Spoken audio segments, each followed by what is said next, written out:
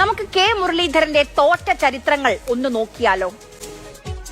K മുരളീധരന്റെ വീട്ടിലിരുന്ന തോൽവികളിലേക്കാണ്. ആദ്യം 1996 കോഴിക്കോട് നിന്ന് മത്സരിക്കുന്നു. അത് ലോക്സഭയിലേക്കായിരുന്നു. MP വീരേന്ദ്രകുമാർ ആയിരുന്നു അന്ന് എതിരാളി. 38,703 വോട്ടുകൾക്ക് തോറ്റു.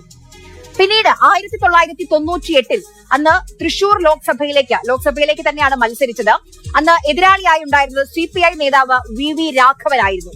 തോറ്റത് 18,409 വോട്ടുകൾക്കും. ഇനി 2004 വന്നാൽ വടക്കാഞ്ചേരിയിലെ ചരിത്രപ്രസിദ്ധമായ ഉപതെരഞ്ഞെടുപ്പാണ്. നിയമസഭയിലേക്ക് മത്സരിക്കുന്നു. CPM നേതാവ് AC മൊയ്തീനാണ് എതിരാളി. 3715 വോട്ടുകൾക്കാണ് കെ മുരളീധരൻ അന്ന് തോറ്റത്.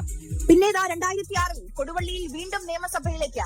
അന്ന് കോൺഗ്രസ് അല്ല DIC ആണെന്ന് കൂടി ഓർക്കണം. എതിരാളി CPMന്റെ PTA റഹീം. തോറ്റത് 7506 വോട്ടുകൾക്ക്.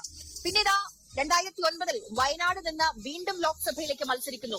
എതിരാളി കോൺഗ്രസിന്റെ ശക്തനായ സീനിയർ നേതാവ് MI ഷാനവാസ്.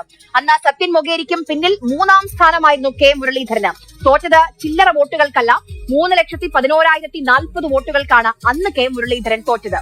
പിന്നെ നിയമത്തിനെ കുറിച്ച് കേരളത്തിലെ രാഷ്ട്രീയം അറിയുന്ന എല്ലാവർക്കും അറിയാം. 2021 നിയമസഭ അന്ന് V ശിവൻകുട്ടിയോടാണ് തോറ്റത്. 19,313 വോട്ടുകൾക്ക്. ഏറ്റവും ഒടുവിൽ 2024 തൃശൂർ ലോക്സഭാ തെരഞ്ഞെടുപ്പ്. അന്ന് കേരളത്തിൽ നിന്ന് ആദ്യമായി ഒരു BJP MP കേരളത്തിന് സമ്മാനിക്കേണ്ടി വന്ന പോരാട്ടം കൂടിയാണത്.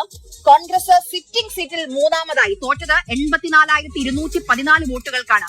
ഈ തോറ്റ ചരിത്രം ഓർമ്മിപ്പിച്ചത് തോറ്റ ആളുകൾക്ക് ഒരു തെരഞ്ഞെടുപ്പിൽ തോൽവിയും ഉണ്ടാകും, ജയവും ഉണ്ടാകും. തോറ്റ ആളുകൾക്ക് രാഷ്ട്രീയ നിലപാടുകൾ പറഞ്ഞാൽ അതിന് മറുപടി കിട്ടുന്നുമില്ല എന്നുള്ള കെ മുരളീധരന്റെ ആ വാക്കുകൾ കാരണം മാത്രം ഓർമ്മിപ്പിച്ചു എന്നേ ഉള്ളൂ.